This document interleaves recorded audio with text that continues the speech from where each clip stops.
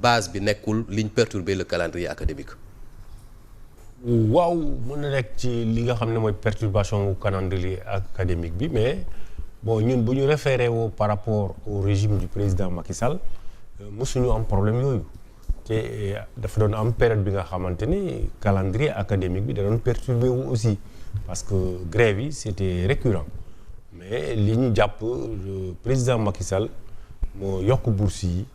te itamit véritablement def na lu mucc ayib ci éducation bi ci université parce que yokk na pavillon yi espace bi c'est beaucoup plus adéquat restaurant yi mu yokk ko le campus social ñu gën ko aménager te et puis aussi mu construire ay universités de nouvelles universités ak ENO yi ñuy def véritablement li ñu jàpp mooy le président Macky Sall et comme actuellement l'actuel régime ku mel ni le président Diomaye comme le premier ministre quasiment université lañ jaar te ce que le jeune là subi ñoom xam nañ ko. Effectivement. L'importance ak l'impact de la bourse ñoom xam nañ ko le système de clandotage kooku am na depuis bu yàgg-yàgg mu ngi fi woon suñ si apporté wul ay solutions surtout l'actuel régime le président Macky Sall moom véritablement je pense que ni c'est pas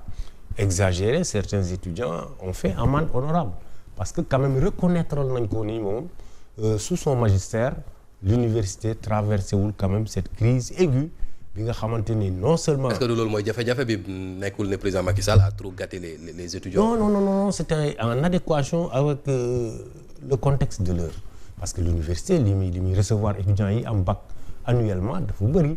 il fallait trouver des solutions et puis le coût de la vie malgré tout ça le président wàññi leen ticket restauration yi yooyu président aussi dafa traduire moom itamit li mu xam. Parce que un produit de l'école sénégalaise surtout de l'université ku xam ni mu méttee woon ak les bourses ñuy jógee dans les zones rurales ñëw à Dakar pour nga am foo dëkk nga nekk dans la quiétude pour jàng sa jàng lu koy yàq dafay gaaw trop su fekkente ni l'État jëlul toutes ses responsabilités pour faciliter leen bourse bi surtout. Effectivement. Ouais. C'est important alors Sylva li ñu tàmmoon di gis à l'université Cheikh Anta Diop de Dakar notamment ak yi nga xam ne mooy yi nekk ci au niveau régional université dañ régime bi passé daf ñu tàmmaloon avec Maguette Sène avec ki nga xam ne mooy Abdoulaye Seydou Sow bu ñëwoon on sentait que ne da ngay bëgg a ñëw def loo xam ne kenn defu ko fi woon ci ay avantages yoo xam ne da nga koy jox les étudiants en termes de logement ak yu ne mel quasiment le contraire lañ nekk di constater jamono ji. Non, même le DG du COUD n'est pas populaire fi mu nekk nii. Non mon cher. Il faut se rappeler d'abord de quoi est-ce que devait s'agir aujourd'hui les universités du Sénégal. ñi fi nekk aujourd'hui lan la ñu promettre aux étudiants qui avait pris le combat de ces gens-là si vous vous rappelez bien problème mu Sonko ak force de l'ordre yëpp yéen a ngi fàttaliku parole kaddu général Moussa Fall.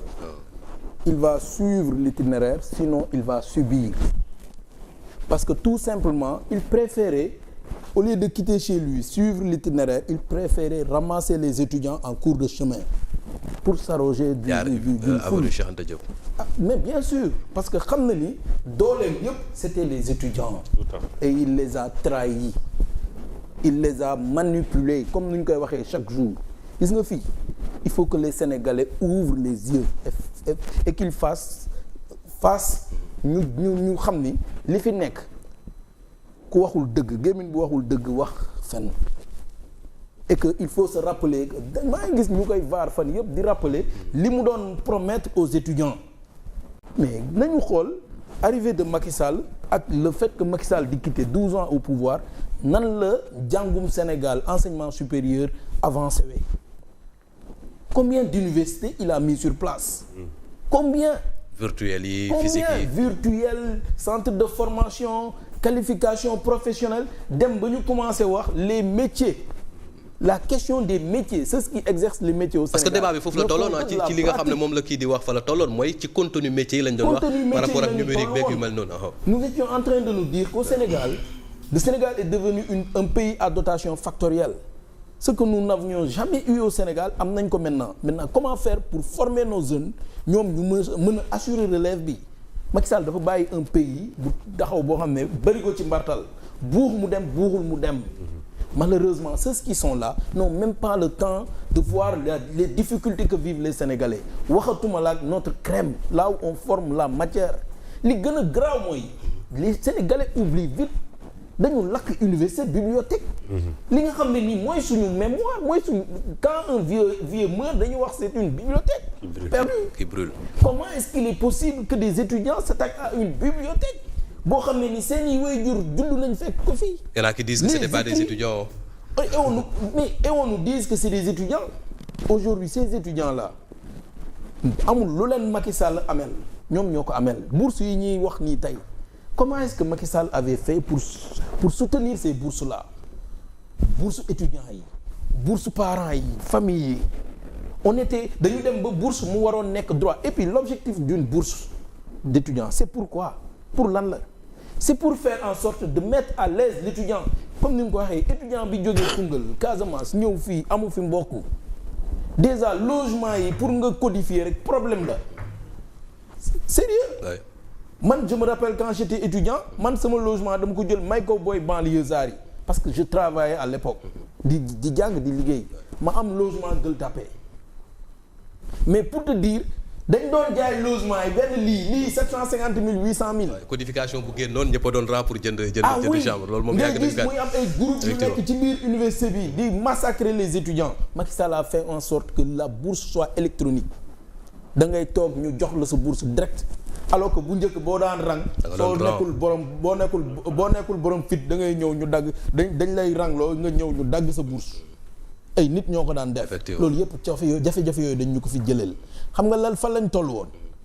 en fait l'emploi la question de sortir et de trouver de l'emploi mais pas d'étudier les conditions d'études à l'université ont changé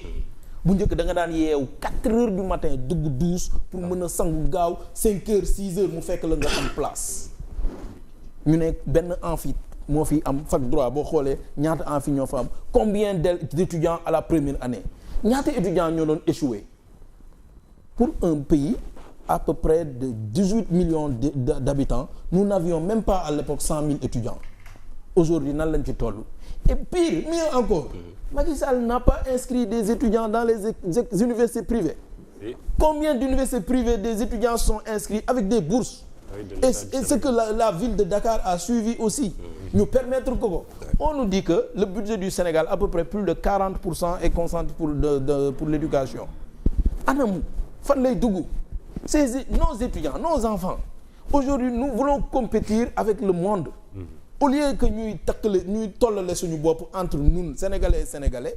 nous devons voir ce qui se passe dans le monde à l'extérieur de notre pays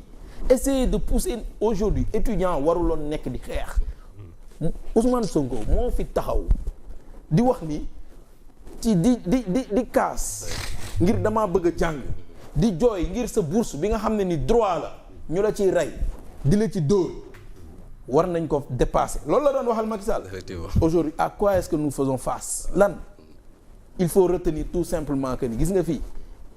y a pas de Sénégalais au-dessus d'un autre Sénégalais jii ñuy def ni yëpp man j'ai toujours dit que je n'ai jamais été déçu j'ai toujours dit que Ousmane Sonko ne nous disait pas la vérité il manipulait les Sénégalais contre d'autres Sénégalais je suis de la Casamance man am na ay frères ay ñoo xam ne nii su tey bu ma waxoon Ousmane Sonko dañuy xulloog man je ne le manquerai jamais de respect du ma ko manquer respect pour ñi ko bëgg pour ñi ma respecté ñoo xam ne ni tey bëgguñu dégg ma wax ci man sama gémmiñ lu ñaaw mais je leur dis que ni dëgg nopp yu wér da koy dégg